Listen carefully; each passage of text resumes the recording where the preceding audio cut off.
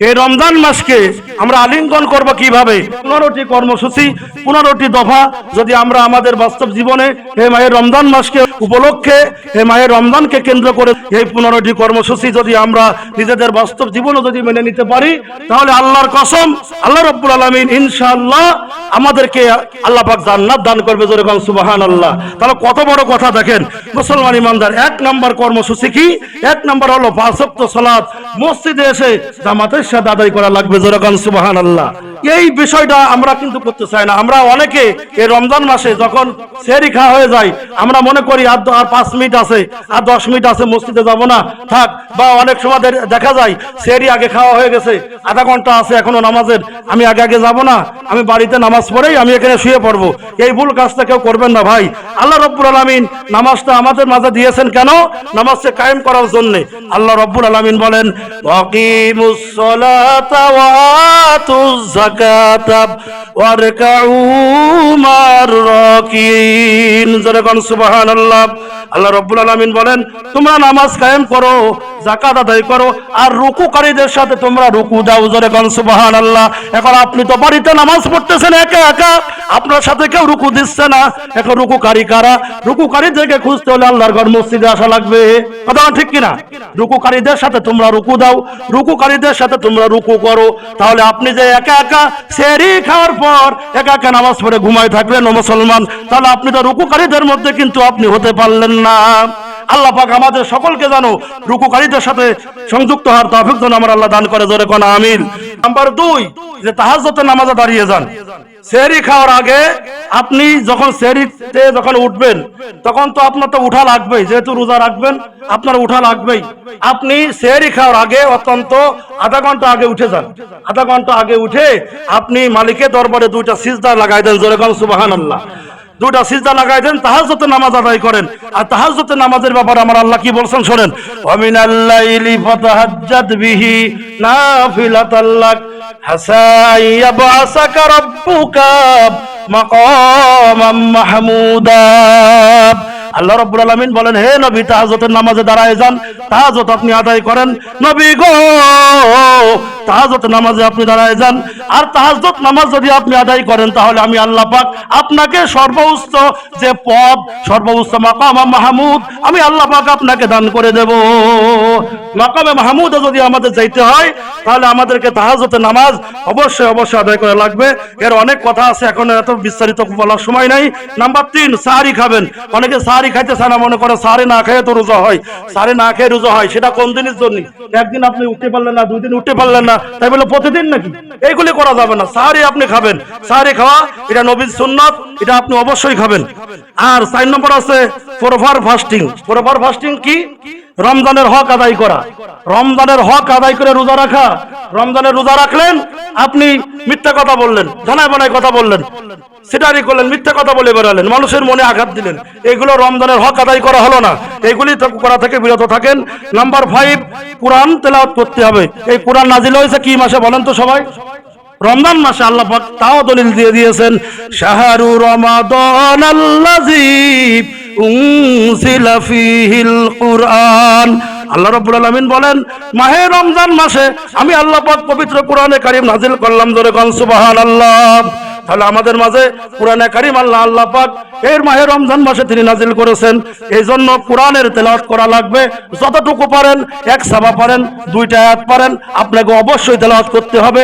আর ফজরের নামাজের পরে আধা ঘন্টা 10 মিনিটের জন্য বসে যান, ইমাম সাহেব হুজুরের কাছে একটু তেলাওয়াত করেন। আল্লাহ রাব্বুল আলামিন আপনার এই চেষ্টা করার কারণে আল্লাহ রাব্বুল আলামিন আপনার আমলনামায় কোরআনে কারীম তেলাওয়াত করার সওয়াব যিনি লিখে দিবেন তিনি কে?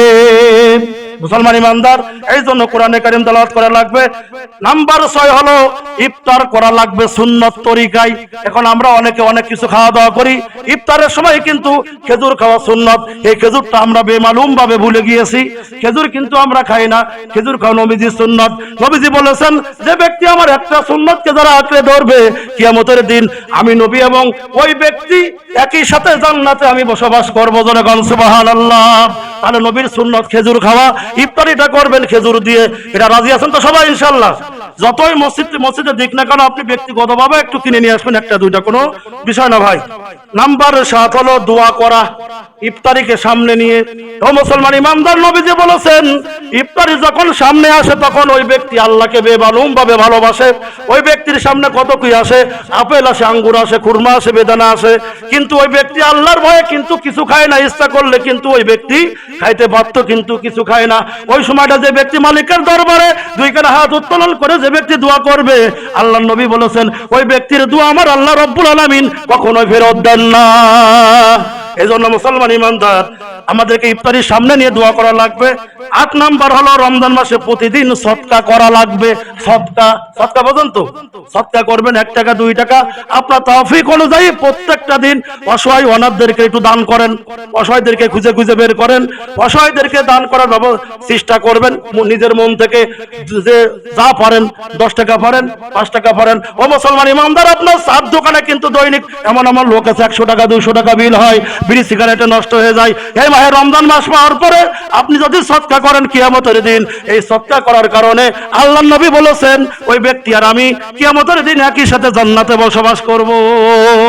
মুসলমান ইমানদার, আরো আছে নাম্বার 9, বেশি বেশি তাসবিহ তাহলিল করা, বেশি বেশি করে আল্লাহর তাসবিহ পাঠ করা। সুবহানাল্লাহি ওয়া বিহামদিহি সুবহানাল্লাহিল আযীম, সুবহানাল্লাহ, আলহামদুলিল্লাহ, আল্লাহু আকবার, লা ইলাহা ইল্লাল্লাহ।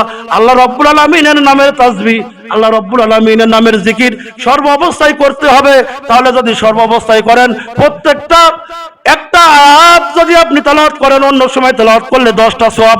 আল্লাহ রাব্বুল আলামিন এই মাহে রমজান মাসে একটা আয়াত, একটা অক্ষর যদি আপনি তেলাওয়াত করেন, ওই একটা অক্ষর তেলাওয়াত করার কারণে আল্লাহ রাব্বুল আলামিন আপনাকে 10 গুণ বৃদ্ধি করিয়া আল্লাহ পাক আপনার আমলনামায় সওয়াব লিখে দিবে। মুসলমান ইমানদার, তাহলে তাসবিহ তাহলিল আমাদের করা লাগবে। নাম্বার 10, বেশি বেশি ইস্তেগফার করা। আমাদের নবী সাল্লাল্লাহু আলাইহি ওয়াসাল্লামের জীবনে কিন্তু কোনো গুনাহ ছিল না, তার জীবনে কোনো ভুল ছিল না, অথচ নবীজি সাল্লাল্লাহু আলাইহি ওয়াসাল্লাম প্রত্যেকটা দিন 100 বার 70 বার করে তিনি তাওবা করতেন, ইস্তেগফার করতেন। আমাদের জীবনে অনেক ভুল, আমরা অনেক ভুল করেছি। আমাদের এই ভুলের কারণে অনুশোচনা হওয়া লাগবে, অনুশোচিত হওয়া লাগবে, মালিকের দরবারে অনুশোচিত হওয়া লাগবে, ইস্তেগফার করতে হবে। মুসলমান ইমানদার, নাম্বার হলো 11, আল্লাহ রাব্বুল আলামিনের পয়গম্বর বিশ্ব নবীর উপরে বেশি বেশি করে দুরূদ পড়া। এই দুরূদটা আমরা এমনই ব্যক্তি, নবীজি সাল্লাল্লাহু আলাইহি ওয়াসাল্লামের নাম যখন নেওয়া হয়, যদি কেউ বলে নবী করিম, তাহলে আমরা কি বলবো? সাল্লাল্লাহু আলাইহি ওয়াসাল্লাম। যদি কেউ বলে মুহাম্মদ, আমরা কি বলবো? সাল্লাল্লাহু আলাইহি ওয়াসাল্লাম। নবীজি বলেছেন মান সাল্লা আলাইয়া সালাওয়াতুল্লাহি আলাইহি আশরা সালাতা। নবীজি বলেছেন আমার উপরে যে ব্যক্তি একবার দুরূদ পাঠ করে, আল্লাহ রাব্বুল আলামিন তাকে আল্লাহ পাক তার আমলনামায় আল্লাহ পাক রব্বুল আলামিন তার উপরে 10টা রহমত আমার আল্লাহ তার উপরে নাজিল করে দেয়। নবীজি আরো বলেছেন শুধু তাই নয়, শুধু 10টা নয়, আল্লাহ রাব্বুল আলামিন, হে আমার সাহাবীরা শোনো, আমার কোন উম্মতেরা যদি আমার উপরে একটা বার যদি দুরূদ পাঠ করে, তাহলে আল্লাহ রাব্বুল আলামিন তার পিছনে তার জীবনের সগীরা গুনাহগুলোকে আমার আল্লাহ মাফ করে দেয়। শুধু তাই নয়, আল্লাহ রাব্বুল আলামিন আল্লাহ পাক তাকে 10টা মর্যাদা আমার আল্লাহ পাক বৃদ্ধি করে দেন। জোরে গান সুবহানাল্লাহ। নাম্বার 12, নবীজি বলেছেন প্রতিদিন কিছু রোজাদারকে ইফতার করাবেন, প্রত্যেকটা দিন। মুসলমান ইমানদার, ইফতারি করানো সওয়াব না, খারাপ কাজ না, ভালো কাজ? সবাই বলেন। ইফতারি করানো, এই যে পয়েন্ট এখানে চলে আসছে, ইফতারি করানো কিন্তু ভালো কাজ। আমরা কিন্তু ইফতারি করাইতে চাই না। সাহাবাদের জীবন থেকে পাওয়া যায় সাহাবীরা একজন আরেকজনের বাড়িতে ইফতার পাঠাতো প্রতিদিন, আমরা এটা করতে চাই না মুসলমান। নবীজি বলেছেন মান ফাত্তারা সাইমিন মা কানা লাহু মিসলু আজরিহি। যে ব্যক্তি কোন রোজাদারকে ইফতার করাবে, আল্লাহ রাব্বুল আলামিন তার সমপরিমাণ রোজা রাখার সওয়াব আমার আল্লাহ পাক তার আমলনামায় লিখে দিবে। মুসলমান ইমানদার, এই জন্য ইফতারি আমাদের অবশ্যই করানো দরকার। ইফতারি অবশ্যই কাউকে না কাউকে আপনি সাথে নেবেন ইফতারি করার জন্য। মুসলমান ইমানদার, নাম্বার 13, রমজানের শেষের 10 দিন ইবাদতে দাঁড়ায় যাবেন আল্লাহর দরবারে। এই 10 দিনে কদর খুঁজবেন। নাম্বার 14 হলো কদরের রাতকে তালাশ করতে হবে, কদরকে কিন্তু তালাশ করতে হবে। আমরা এই বাংলাদেশের জমিনে আমরা কিন্তু কদরকে তালাশ করি 26 রমজানের দিবাগত রাত্রি। কে বলেছে আপনারে? মুসলমান ইমানদার, এই মাহে রমজানের শেষ দশকের দিকে আপনি প্রত্যেকটা রাত্রিতে আল্লাহ দরবারে দাঁড়ায় যাবেন। প্রত্যেকটা রাত্রি আপনি যে 26 তারিখে আপনি কদরের নামাজ পড়লেন, আল্লাহ রাব্বুল আলামিন যদি 23 তারিখে কদর দিয়ে দেয় তাহলে তো আপনার নসিবে জুটলো না। কথা বল না কেন? ঠিক না? এই জন্য মুসলমান ইমানদার লাইলাতুল কদরকে তালাশ করতে হবে। নবীজির কাছে সাহাবীরা প্রশ্ন করলেন, ইয়া রাসূলুল্লাহ, বনী ইসরাইলদের কওমের লোকেরা তারা কিন্তু হায়াত পেয়েছিল হাজার বছর, অনেক দিন তারা হায়াত পেয়েছিল। ও মুসলমান ইমানদার, নবীজির কাছে যখন এই প্রশ্ন করা হলো, নবীজির কাছে বলা হলো, ইয়া রাসূলুল্লাহ, তারা তো হায়াত পেয়েছিল অনেক দিন, আমরা তো হায়াত কম পাবো। ইয়া রাসূলুল্লাহ, তাহলে আমরা তো আমাদের জীবনে কিন্তু আমাদের ইবাদতটাও কমে গেল। নবীজি বলেছেন, ও আমার সাহাবীরা শোনো, তোমাদেরকে আল্লাহ রাব্বুল আলামিন এমন একটা রাত আল্লাহ পাক তোমাদের মাঝে দিয়ে দিয়েছেন, এই মাসটা হলো লাইলাতুল কদরের রাত। এই রাতটা হলো লাইলাতুল কদরের রাত। এই একটা রাতে যদি তোমরা আল্লাহ পাকের দরবারে যদি দাঁড়ায় ইবাদত বندگی করতে পারো, তাহলে 1000 মাসে আল্লাহ রাব্বুল আলামিন 83 বছর 4 মাস ইবাদত করলে যে পরিমাণ সওয়াব হয়, ওই পরিমাণ সওয়াব আমার আল্লাহ পাক ওই এক রাত্রিতে দান করে দেবেন। জোরে কোন সুবহানাল্লাহ। 15 নাম্বার, তারাবির নামাজ আদায় করতে হবে। তারাবির নামাজ আমরা কিন্তু রোজা রাখা অবস্থায় তারাবি নামাজ আদায় করতে চায় না মুসলমান। অনেকে শুধু রোজা রাখে, তারাবি নামাজ আদায় করে না। তাহলে তারাবি নামাজ আমাদের আদায় করা লাগবে।